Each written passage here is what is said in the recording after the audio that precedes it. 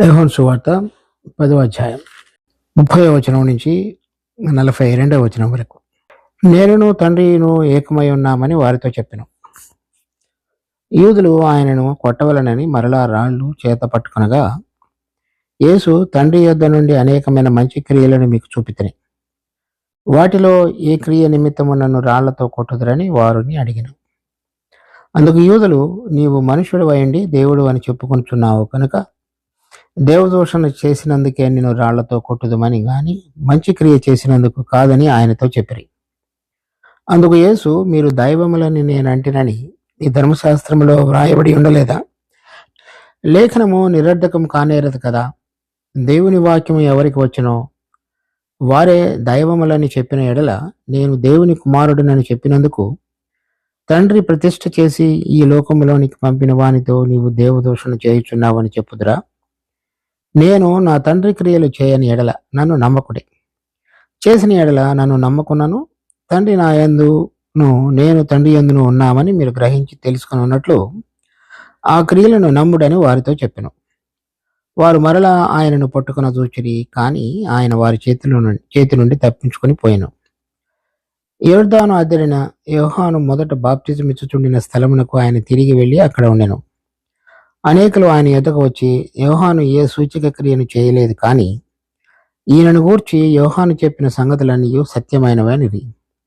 అక్కడ అనేకులు ఆయన యందు విశ్వాసం ఉంచిరి. ఇక్కడ పుట్టుగుడ్డు వాని కన్నులు తెరిచిన తర్వాత అతడిని వెలివేసినప్పుడు ప్రభు అతన్ని కనుగొని అతనికి మనిషి కుమారుడిని గురించి, దేవుని కుమారుని గురించినటువంటి ప్రత్యక్షత అనుగ్రహించిన తర్వాత ఈ గొర్రెలు అనేటువంటి దాని ద్వారా ప్రభు మనందరితో కూడా మాట్లాడుతూ వచ్చాడు ఈ 10వ అధ్యాయంలో. ఎవరైతే ఆ విధంగా ఈ మతము అనేటువంటి దానిని గురించి, లేక వారి యొక్క సొంత ఆలోచనల గురించి, దేవుని యొక్క ప్రత్యక్షతలో కుమారుడిని గురించినటువంటి దర్శనాన్ని కలిగినటువంటి బిడ్డలు ఏ విధంగా ఆయన ఒక ద్వారముగాను, తర్వాత కాపరిగాను, మరి జీవం అనుగ్రహించేవాడుగాను ఉండి వారిని నడిపించుతాడు అనేటువంటి విషయాలు ఈ 10వ అధ్యాయంలో ఇంతవరకు మనం చూసిన వాటన్నిటిలో కూడా చెప్పబడింది. ఇప్పుడు మనం చూస్తున్నటువంటి విషయాలు, వారు ఆయనను చంపటానికి ప్రయత్నం చేస్తున్నారు అనేటువంటిది మనకు ఇక్కడ కనబడుతుంది. 31వ వచనంలో, యూదులు ఆయనను కొట్టవలనని మరలా రాళ్ళు చేత పట్టుకునగా. ఎందుకంటే 30వ వచనంలో నేనును తండ్రియును ఏకమైనామని వారితో చెప్పిన తర్వాత 36వ వచనంలో, తండ్రి ప్రతిష్ఠ చేసి ఈ లోకంలోనికి పంపిన వానితో నేను నా తండ్రి క్రియలు చేయని ఎడల. 38వ వచనంలో, తండ్రి నా యందును నేను తండ్రి యందును ఉన్నామని. ఈ విధంగా తండ్రి చేత ప్రతిష్ఠ పంపబడిన వాడని, తండ్రి క్రియలు చేయుచున్నవాడని, తండ్రి దగ్గర నుంచి వచ్చిన వాడనే విషయాలను వాళ్ళ గమనానికి తీసుకొస్తూ చెప్తున్నాడు. వాళ్ళు ఇక్కడ 2 విషయాలు చెప్పాడు. వాళ్ళు రాళ్ళు వేయటానికి కారణం, ప్రభు తను పరలోకంలో ఉన్నటువంటి తండ్రి తను ఏకమై ఉన్నామని చెప్పటం. అది వారికి అంగీకారయోగ్యమైనటువంటిది కాదు. సో మనుష్యుడుగా ఇక్కడ కనబడుతూ పరలోకంలో ఉన్నటువంటి తండ్రికి కుమారుడు అని చెప్పుకున్నట్టు అనేటువంటిది వారు అంగీకరించేటువంటి విషయంగా కనిపించదు. ఎందుకంటే వారు ప్రభు పరిశుద్ధాత్మ ద్వారా జన్మించి ఉన్నాడని, తండ్రి ప్రతిష్ఠ చేసి ఈ లోకంలోనికి పంపి ఉన్నాడని, తండ్రియు మరి కుమారుడు ఇద్దరు ఒకటే అని అనే విషయాన్ని వాళ్ళు అంగీకరించగలిగిన విధంగా వారి కన్నులు తెరవబడి ఉండలేదు. వారి కన్నులకు గుడ్డితనం కలుగజేయబడి ఉన్నది. 2 కొరింథీ 3వ అధ్యాయంలో మనం చూస్తాం. ఇప్పటి వరకు ఒక తెర వారి కనుల మీద ఉన్నది. అందుచేతనే ప్రభువును గురించినటువంటి సరైన గ్రహింపు వారు లేకుండా ఉన్నారు. చూద్దాం మనది 2 కొరింథీ 3వ అధ్యాయం 14వ వచనం. మరియు వారి మనసులు కఠినములైన కనుక నేటి వరకు పాత నిబంధన చదువునప్పుడు అది క్రీస్తునందు కొట్టివేయబడినని వారికి తేటపరచబడక ఆ ముసుకే నిలిచి ఉన్నది. నేటి వరకు మోషే గ్రంథము వారు చదువునప్పుడల్లా ముసుగు వారి హృదయముల మీద ఉన్నది, కానీ వారి హృదయము ప్రభువు వైపునకు ఎప్పుడు తిరుగునో అప్పుడు ముసుగు తీసివేయబడును. ప్రభువే ఆత్మ, ప్రభు యొక్క ఆత్మ ఎక్కడ ఉండునో అక్కడ స్వాతంత్ర్యం ఉండును. ఇది అప్పుడు ప్రభు సమయంలోనూ తర్వాత పౌలు కూడా ఇదే వివరణ వారిని గురించి మాట్లాడుతున్నాడు. ఇక్కడ మనం చూస్తున్నటువంటి రెండు విషయాలు, ఒకటి ప్రభు తను తండ్రి చేత పంపబడిన వాడు అనేటువంటిది తెలియజెప్తున్నాడు, కానీ వాళ్ళు దానిని వ్యతిరేకించేవారుగా ఉన్నారు. మునుపు చదివినటువంటి 6వ అధ్యాయంలో కూడా యోహాను సువార్త 6వ అధ్యాయం 57వ వచనంలో జీవం గల తండ్రి నన్ను పంపిన కనుక నేను తండ్రి మూలముగా జీవించుతున్నట్టే నన్ను తినువాడు నా మూలముగా జీవించను. అక్కడ కూడా తండ్రి, జీవం గల తండ్రి నన్ను పంపి ఉన్నాడు అనే విషయాన్ని చెప్తున్నాడు. అలా చెప్తున్నప్పుడు ఇక్కడ రెండు విషయాలను వాళ్ళు దీని గురించినటువంటి వ్యతిరేకత కలిగి ఉన్నారు. దానికి జవాబుగా ప్రభు రెండు విషయాలు చెప్తున్నాడు. ఒకటి 34వ వచనం, అందుకు యేసు మీరు దైవములని నేనంటిని అని మీ ధర్మశాస్త్రంలో వ్రాయబడి ఉండలేదా? లేఖనము నిరర్ధకము కానేరదు కదా. దేవుని వాక్యం ఎవరికి వచ్చినో వారే దైవములని చెప్పిన ఎడల నేను దేవుని కుమారుడనని చెప్పినందుకు అది ఒక విషయం. తండ్రి ప్రతిష్ఠ చేసి ఈ లోకంలోనికి పంపిన వానితో నువ్వు దేవదూషణ చేయుచున్నావని చెప్పుదురా. ఇది కీర్తనలో 82వ అధ్యాయంలో చూద్దాం. అక్కడ నుంచి చెప్పబడినటువంటి మాట. కీర్తనలో 82వ అధ్యాయం 1వ వచనం, దేవుని సమాజంలో దేవుడు నిలిచి ఉన్నాడు, దైవముల మధ్య ఆయన తీర్పు తీర్చుచున్నాడు. ఎంతకాలము మీరు అన్యాయముగా తీర్పు తీర్చుదురు, ఎంతకాలము భక్తిహీనుల ఎడల పక్షపాతం చూపుదురు. ఇక్కడ 6వ వచనంలో మీరు దైవములనియు మీరందరూ సర్వోన్నతుని కుమారులనియు నేనే సెలవిచ్చున్నాను. ఆయనను మనుషులు చనిపోనట్లు, ఇతర మనుషులు చనిపోనట్లు మీరును చనిపోదురు. అధికారులలో ఒకడు కూలినట్లు మీరును కూలుదురు. ఈ విధంగా ఎక్కడైతే పరలోకంలో ఉన్నటువంటి ఈ దేవదూతలు ఆయన యొక్క ఆజ్ఞలను నెరవేర్చేవారుగా ఉన్నారో వారి మధ్యలో దేవుడు సభ తీర్చి నిలబడినప్పుడు వారిని గురించి చెప్తున్నటువంటి మాటలు ఇవి. మీరు దైవములనియు మీరందరూ సర్వోన్నతుని కుమారులనియు నేనే సెలవిచ్చున్నాను. సో ఆయన ఎవరి మధ్యలో నిలబడి ఉన్నాడో దేవుడు, వారందరిని గురించి మీరందరూ సర్వోన్నతుని కుమారులని నేనే సెలవిచ్చున్నానని ఆయన ఆజ్ఞలను గైకొని ఆయన ఆజ్ఞలను పాలించేటువంటి వారందరిని గురించి చెప్తున్నాడు. వారు ఇవ్వబడినటువంటి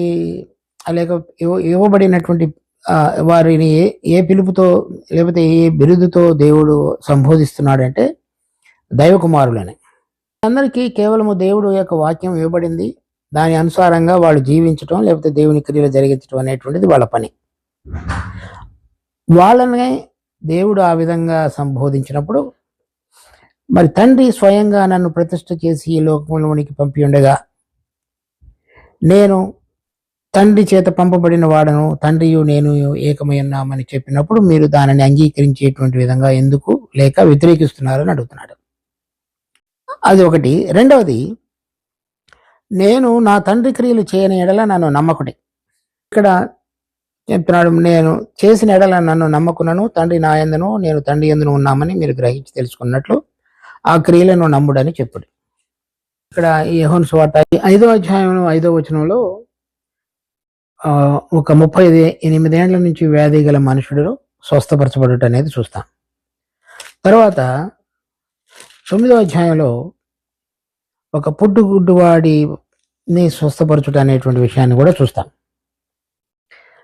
ఈ రెండు మామూలుగా ఎవరు కూడా చేయలేనటువంటి విషయాలు కనుక ప్రభు చెప్తున్నాడు, మీరు నేను చేసినటువంటి క్రియల చొప్పున అయినా సరే నేను తండ్రి చేత పంపబడి ఉన్నామనే దానిని మీరు గుర్తించండి అని చెప్తున్నాడు. నేను నా తండ్రి క్రియలు చేయని ఎడల నన్ను నమ్మకుడి, చేసిన ఎడల నన్ను నమ్మకునను, తండ్రి నా యందును నేను తండ్రి యందును ఉన్నామని మీరు గ్రహించి తెలుసుకున్నట్లు ఆ క్రియలను నమ్ముడని వారితో చెప్పాను. ఈ విధంగా క్రియలు, ఈ పుట్టుగుడ్డు వాని యొక్క కన్నులు తెరవటం అనేటువంటిది మామూలుగా మనుషుల ద్వారా సాధ్యమయ్యేటువంటి విషయం కాదు. అది తండ్రి అయినటువంటి దేవుడు, ఎవరు సృష్టికర్త, వారు మాత్రమే చేయగలిగినటువంటి కార్యం. కనుక నేను ఆ కార్యాన్ని చేసి ఉన్నాను కనుక మీరు దానిని బట్టి అయినా సరే మీరు గుర్తించండి అని చెప్తున్నాడు. ఈ విధంగా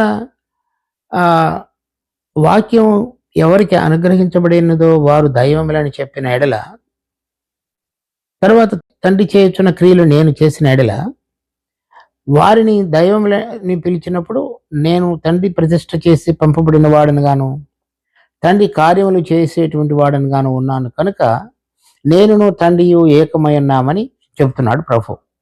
తర్వాత 17వ అధ్యాయంలో కూడా చూస్తే యోహాను సువార్త 20వ వచనం నుంచి, మరియు నీవు నన్ను పంపితివని లోకము నమ్మునట్లు తండ్రి నాయందు నీవును నీయందు నేనును ఉన్నలాగున వారును మన యందు ఏకమై ఉండవలనని వారి కొరకు మాత్రము నేను ప్రార్థించటలేదు, వారి వాక్యం వలన నా యందు విశ్వాసం ఉంచు వారందరూ ఏకమై ఉండవలనని వారి కొరకు ప్రార్థించుచున్నాను.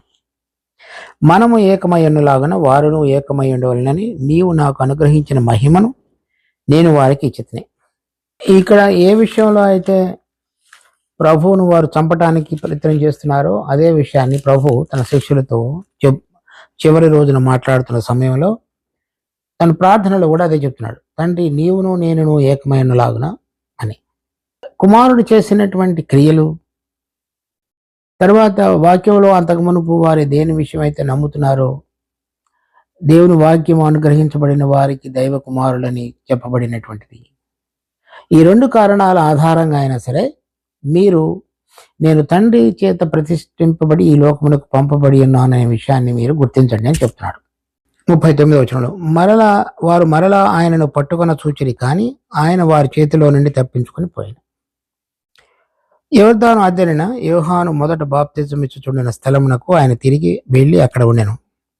అనేకులు ఆయన ఎదుకు వచ్చి, యోహాను ఏ సూచక క్రియను చేయలేదు, కానీ ఈయనను గూర్చి యోహాను చెప్పిన సంగతులన్నీ సత్యమైనవనివి. అక్కడ అనేకులు ఆయన యందు విశ్వాసం ఉంచారు. ఎక్కడైతే సూచక క్రియలు జరిగించబడ్డాయో యెరూషలేము, అక్కడ వాళ్ళు ఆయన వ్యతిరేకించి వారు చంపడానికి ప్రయత్నం చేసిన వారుగా ఉన్నారు. అక్కడ నుంచి యోర్దానికి అవతల వెళ్ళినప్పుడు అక్కడ ఉన్నటువంటి విషయాలను అక్కడ ఉన్నటువంటి ప్రజలు ప్రభు చెప్పిన సంగతుల్లో ఆయన చేసిన క్రియలు రెండింటినీ కూడా బేరీజ్ వేసుకొని చూసినప్పుడు వారు ఆయన యందు విశ్వాసం ఉంచారు. ఎవరైతే ఈ మతపరమైనటువంటి విధంగా ప్రభువుని వెతకడానికి ప్రయత్నం చేస్తున్నారో వారందరి విషయంలో కూడా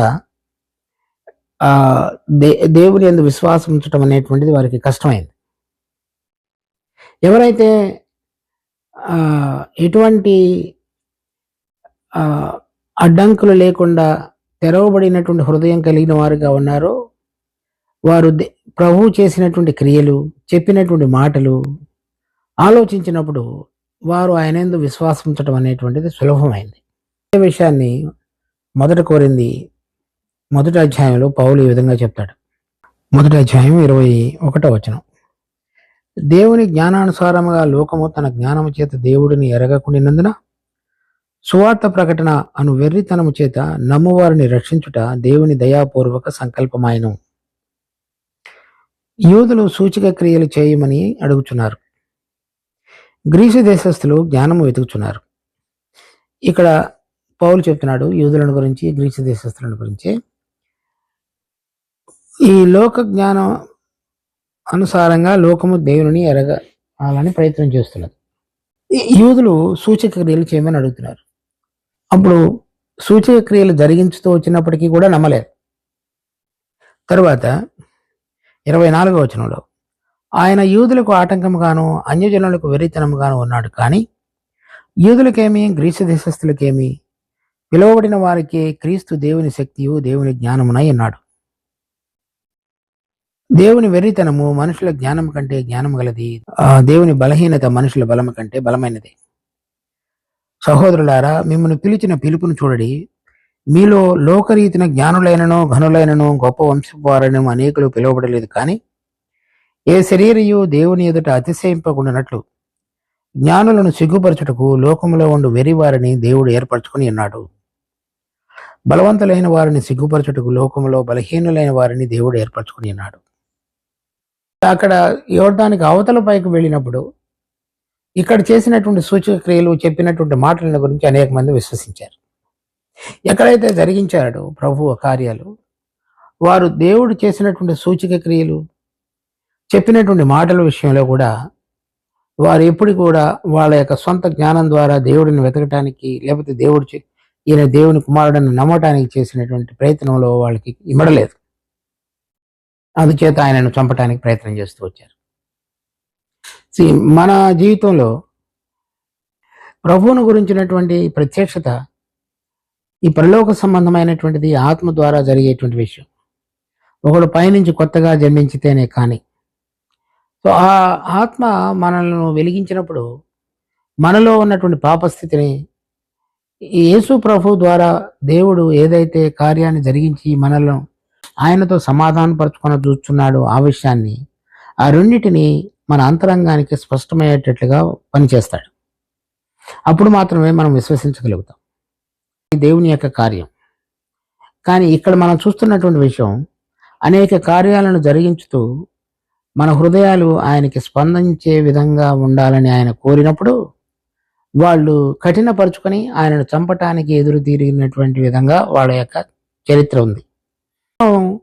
ఇప్పుడు క్రైస్తవులను పిలువబడే మనందరం కూడా దేవుడు తన వాక్యం ద్వారా మనతో మాట్లాడుతున్నప్పుడు మనిషి యొక్క జ్ఞానం ద్వారా అనేక విషయాలను వెతకటానికి ప్రయత్నం చేసినట్లయితే మనము ఆయన మనకి ఇవ్వబడిన పిలుపుకు తగిన విధంగా కానీ, ఆయన ఇవ్వాలని కోరుతున్న పరలోక సంబంధమైనటువంటి ప్రత్యక్షతలో కానీ మనం ఎదగకుండా ఉండిపోతాం. నమ్మని వాళ్ళైతే, ఎవరైతే నిజమైన విధంగా ప్రభువుని వెతుకుతున్నారో, లేకపోతే నిజమైన దేవుడిని పొందాలని చూస్తున్నారో, వారి హృదయంలో గనక తెరవబడిన మనసు ప్రభు యొక్క పిలుపును అర్థం చేసుకునటానికి విశ్వాసంతో ఆయన చేసిన కార్యాన్ని చూడగలిగినటువంటి విధంగా ఉన్నట్లయితే దేవుడు వారిని కటాక్షిస్తాడు. దేవుడు ఈ వాక్యాన్ని మన కొరకు ఆశీర్వదించును.